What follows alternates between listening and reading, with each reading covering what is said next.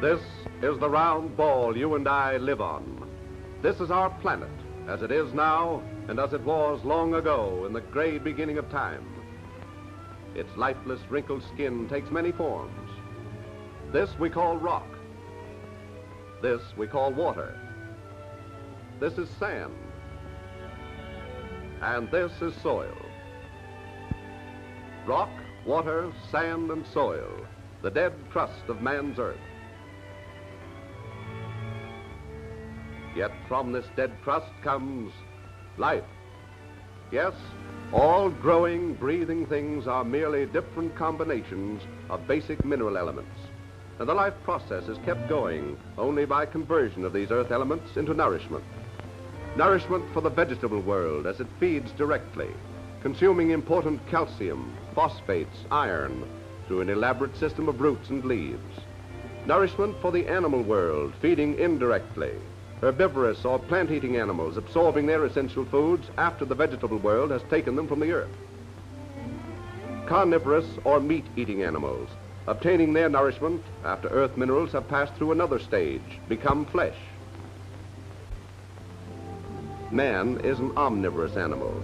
Man can absorb his natural nourishment from the earth crust in either form. Man can eat meat.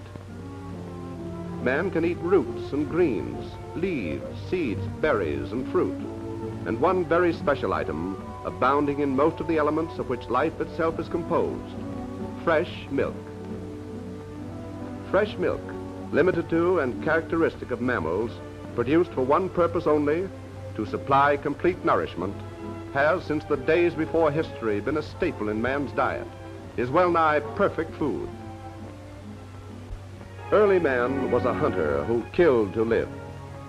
Early man followed a loosely organized tribal existence. Milk brought him out of the caves, down from the cliffs into a more ordered society, where domesticated herds were always close at hand, a food supply kept under control. And as man sought more abundant pastures for his precious goats, sheep, and cattle, he inscribed the first pages of recorded history with sagas of great migrations. The Old Testament refers many times to a promised land flowing with milk and honey. Thus, milk helped shape the course of civilization.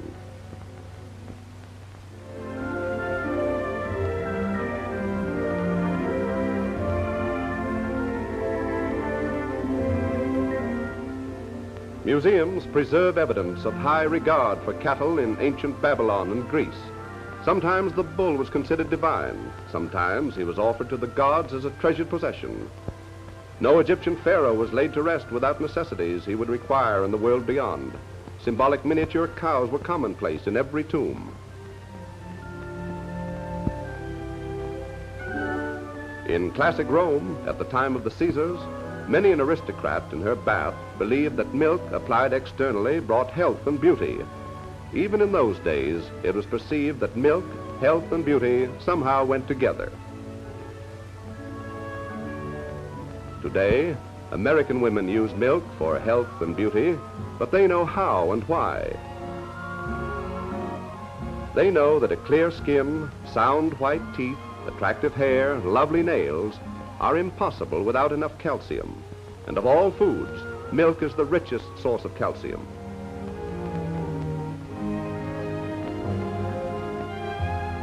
And as for slenderness, we'll just ask any Hollywood actress how she keeps her figure.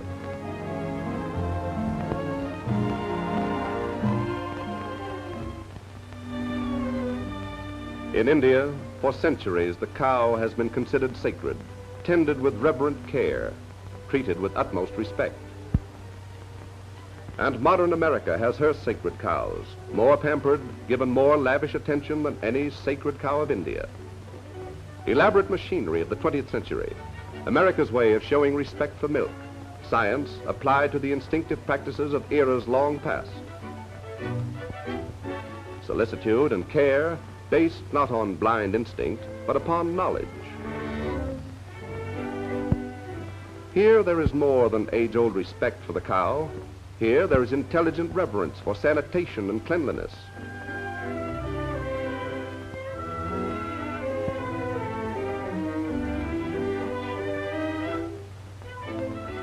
For man's most nearly perfect food must be kept free of contamination from the source to the table.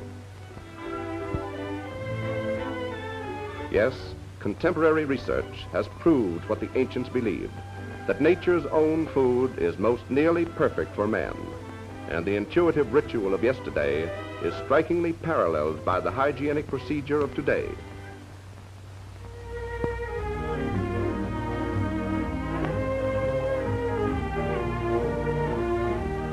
Though steel is big, far-flung, though wheat is tremendous, extensive, though automobiles are impressive, rank high, dairying is equally potent, with billions of dollars invested in farms and equipment. With more billions invested in blooded cattle, the dairy industry does a $3.5 billion business a year. In the USA now, there are 25 million cows, representing many famous breeds.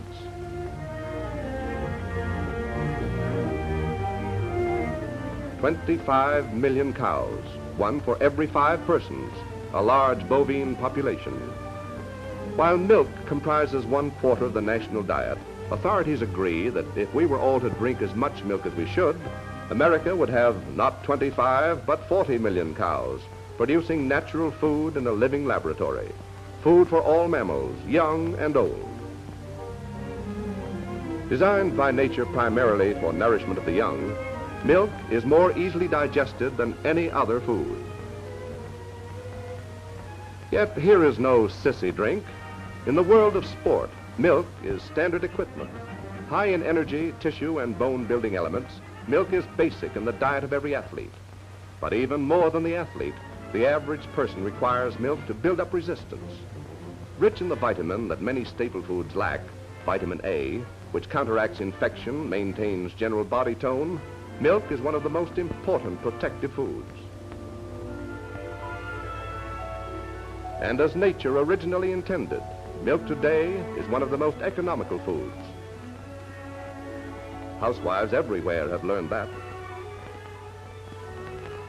In a great state, such as New York, many carefully planned factors make this possible. Organized production beginning in the country, receiving depots at strategic points, efficient labor and time-saving devices. Every step along the way carefully supervised by state and local health agencies.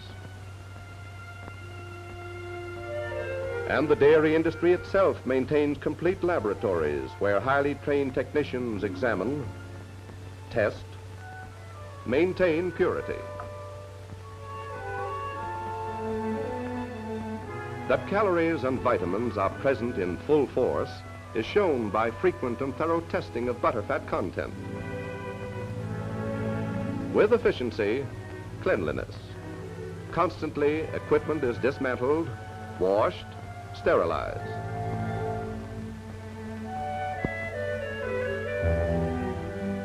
Streamlined transportation.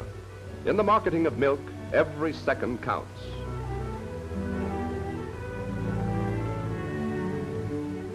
Bright gleaming pipes lead into a gleaming bright bottling plant. Inside, a steady flow of milk runs down through heating units, passes into intricate, carefully controlled pasteurizing apparatus. Sparkling containers, scrupulously scrubbed, and now bathed in ultraviolet rays. There's no waste of minutes or of milk.